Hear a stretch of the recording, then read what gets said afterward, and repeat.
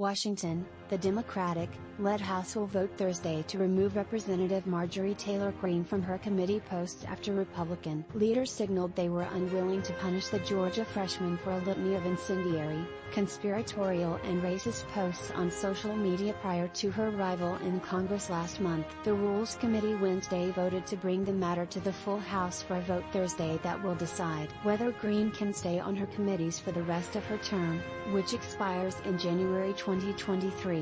House Speaker Nancy Pelosi, whom Greene had said in one post should be assassinated, slammed House Republican leader Kevin McCarthy for his cowardly refusal to act. McCarthy has chosen to make House Republicans the party of conspiracy theories and QAnon and Rep.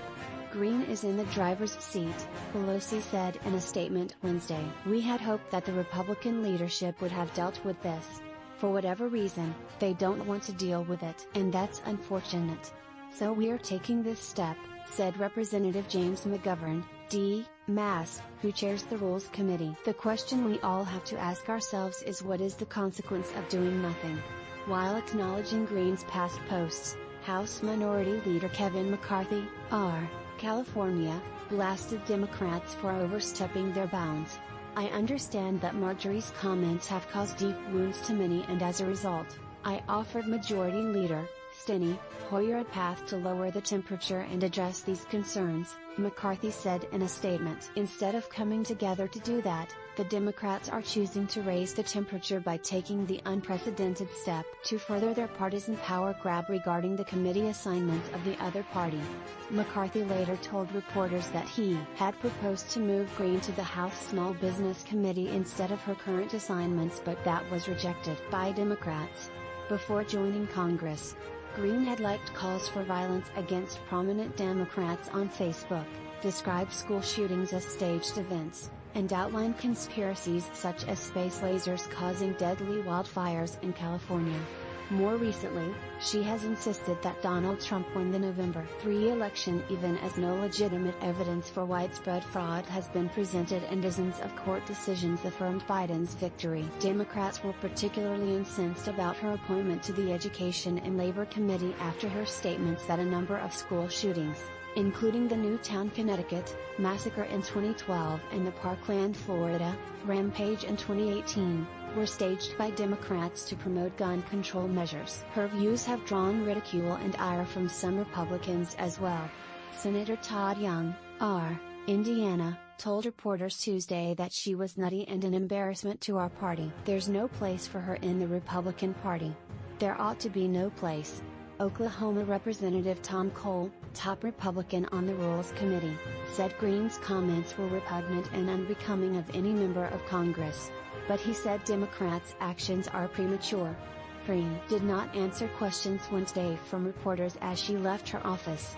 But her campaign sent out a fundraising appeal. Today's the day I could be removed from committees, or worse, expelled from Congress, she said in the fundraising email. Why?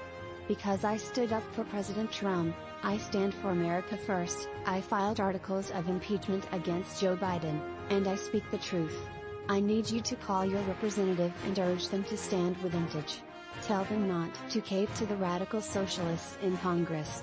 More, House Republicans, divided and angry, meet to decide fate of Liz Cheney and Marjorie Taylor Greene. In response, a cadre of pro-Trump lawmakers are trying to remove Democrat Representative Ilhan Omar, D., Minnesota, from her House committee assignments for controversial statements made over the past 2 years. House Republicans Brian Babin of Texas, Jeff Duncan of South Carolina, Jody Isay of Georgia, Andy Biggs of Arizona and Ronnie Jackson of Texas, who, like Greene, also spread misinformation about election fraud, sponsored a proposed amendment to remove Omar from committee, first reported by Fox News. Leftist members of Congress have advocated for violence, anti-Semitism, anti-law enforcement, other sentiments that have violated rules of decorum, principles of American decency, Biggs tweeted Wednesday. That's why I'm calling for Rep. Omar to be removed from her committee.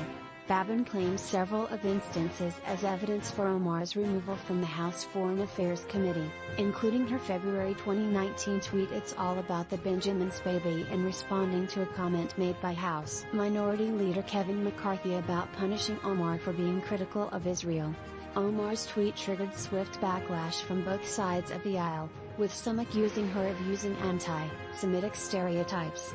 After the backlash, Omar apologized for her tweet. Anti-Semitism is real, and I am grateful for Jewish allies and colleagues who are educating me on the painful history of anti-Semitic tropes, Omar tweeted.